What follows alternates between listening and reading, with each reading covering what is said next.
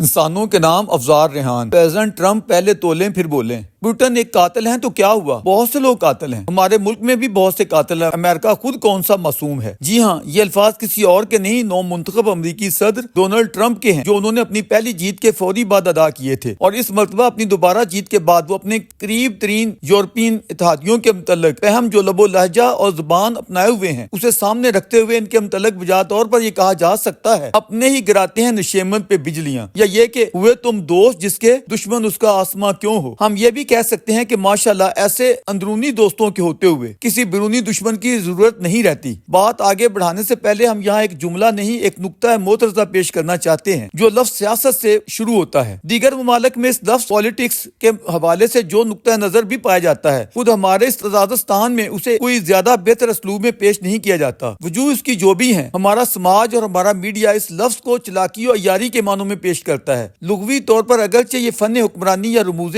جہاں بانی کے طور پر ہو سکتا ہے، مراد یہ کہ سیاست قوم یا افراد قوم کو سمجھداری اور ذہانت سے آگے بڑھانے یا معاملات کرنے کا نام ہے، جس کے لیے موٹی عقل والوں کی نہیں باریک بین یا کم از کم ایسے خواص کی ضرورت ہوتی ہے جو اصلی تقاضوں کی مناسبت سے اپنے عوام کی نفسیات کو سمجھتے ہوں، انہیں آگے لے جانے کا دائیا ہی نہیں شعور بھی رکھتے ہوں۔ بصورت دیگر لچھے دار تقریروں سے ڈگڈگی بجانے والے مداری سیاست کا لبادہ اوڑھ کر اگرچہ کامیابی حاصل کر بھی لیتے ہیں، لیکن اس کا خمیازہ اسی معصوم و مظلوم قوم کو برسوں بھگتنا پڑتا ہے۔ یہی وجہ ہے کہ فی زمانہ جہاں دیدہ و تجربہ کار، زیرک، معاملہ فہم، موقع شناس، حکمت عملی کو اپنانے والے سیاستدانوں کو سطحی، کچے، ناموز اور ناپختہ کاروباریوں یا کھلاڑیوں پر ترجیح دی جاتی ہے۔ ہمارے ملک کا تو خیر بابا آدم ہی نرالا ہے۔ یہاں عامت الناس کے اذہان میں پوری منصوبہ بندی کے ساتھ پروپیگنڈا انڈیلا جاتا ہے کہ گویا سیاست کوئی بہت ہی بری چیز ہے، یہ چلاکی و مکاری ہی نہیں، دھوکہ دہی کا دوسرا نام ہے۔ یہ پروپیگنڈا پوری طاقت سے پھیلانے میں کس قوت کا ہاتھ ہے، ہم اس پر اظہار خیال سے قاصر ہیں۔ حالیہ امریکی انتخابات سے قبل ہم نے صدارتی امیدوار ڈونلڈ ٹرمپ پر تنقید کرتے ہوئے مشہور بھارتی فلم 3 ایڈیٹس کا محض نام استعمال کیا اور ہلکے پھلکے اسلوب میں یہ کہنا چاہا کہ ناڑیوں یا قومی لیڈری کے ایسے دعوے داروں کو جنہیں اس فیلڈ کا زیادہ تجربہ یا سینس نہیں، یا ذہنی اور شعوری طور پر وہ غیر متوازن ہوتے ہیں، بدقسمتی سے قیادت ملنے پر وہ اپنی قوم کے لیے مستقل نوعیت کے بہتر فیصلے نہیں کر پاتے، کیونکہ ان کی کاروباری و مفاداتی سوچ بالعموم ہنگامی و وقتی مفادات سے آگے دیکھنے سے قاصر رہ جاتی ہے۔ ہم ڈونلڈ ٹرمپ اور پاکستانی سیاست کے اناڑی کو ایک جیسا دیکھتے ہیں، یہاں مختصر کالم میں ان دونوں کے تقابلی جائزے کی گنجائش نہیں ہے، اس لیے اپنی بات صدر ٹرمپ تک محدود رکھتے ہیں۔ پریزیڈنٹ ٹرمپ اپنا موجودہ حلف اٹھانے کے بعد سے مسلسل جس نوع کی بیان بازی کر رہے ہیں، اپنا پہلا حلف اٹھانے کے بعد بھی انہوں نے اسی نوع کی بڑکیں ہانکی تھی۔ مثال کے طور پر پہلا صدارتی حلف اٹھاتے ہی انہوں نے کہا تھا وہ اسلامی دہشت گردی کو صفحہ ہستی سے مٹا دیں گے۔ بظاہر یہ ایک دلکش اعلان یا نعرہ تھا، لیکن کسی مدبر سیاستدان سے ایسے نعرے کی توقع نہیں کی جا سکتی تھی۔ ہم نے اس پر لکھا کہ ہم مسلمانوں کو تو اس سے کوئی تکلیف نہیں ہے، اس لیے کہ ہم یہ ماننے کو تیار ہی نہیں کہ فی زمانہ دہشت گردی کسی بھی مذہب کا ایجنڈا ہو سکتی ہے، لہذا اس اعلان پر دکھی وہ ہو جو دہشت گردی کو مذہب کے اندر دیکھتا ہے۔ کسی مدبر سیاستدان سے ہم اس کی توقع اس لیے نہیں کر سکتے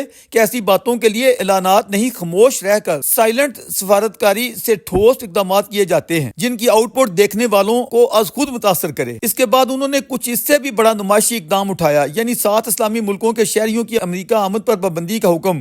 ہم نے اس پر لکھا کہ اپنے اس احمقانہ حکم کے ذریعے انہوں نے عام لبرل مسلمانوں کو دکھی و پریشان کیا ہے، جبکہ منفی سوچ رکھنے والے متشدد مسلمانوں کو اس حکم سے بوجہ دارالحرب خوشی ہوئی ہے، کیونکہ ان کی تو تمنا ہی یہ ہے کہ مسلمان دارالحرب سے دارالسلام کی طرف لوٹ آئیں۔ تو پھر سوال پیدا ہوتا ہے کہ ڈونلڈ ٹرمپ خدمت کس کی کر رہے ہیں؟ اگر ان کے اپنے ملک میں ایک طبقے کو خوشی ہوئی بھی ہے تو اس سے بڑے طبقے کو نہ صرف خود امریکہ میں بلکہ پورے یورپ میں اتنا دکھ پہنچا ہے کہ وہ لاکھوں کے جلوس اور ریلیاں نکالتے ہوئے سڑکوں پر آئے۔ خود مسلم ممالک میں اس متنازع حکم نامے پر اتنا احتجاج نہیں ہوا جتنا یورپ اور امریکہ میں ہوا۔ اب بھی وہ اپنے ملک سے غیر قانونی تارکین وطن کو نکالنے کے لیے اوچھا اسلوب اپنائے ہوئے ہیں۔ ہمارے لوگوں کو بھی اس میں پناہ نقطہ سمجھنا چاہیے۔ جدید ویسٹرن سویلائزیشن مختلف نوع ٹھوکریں کھانے اور تلخ ایکسپیرینس سے گزرنے کے بعد آج جس مقام پر پہنچی ہے، سچائی یہ ہے کہ وہ انسان نوازی پر مبنی ہے۔ بلا شبہ اس وقت اہل مغرب میں ایک ایسا بڑا طبقہ باوجود مسلمانوں سے نالاں دیانتداری سے تجزیہ کریں، اس کا مجرم مغرب نہیں بلکہ ہماری اپنی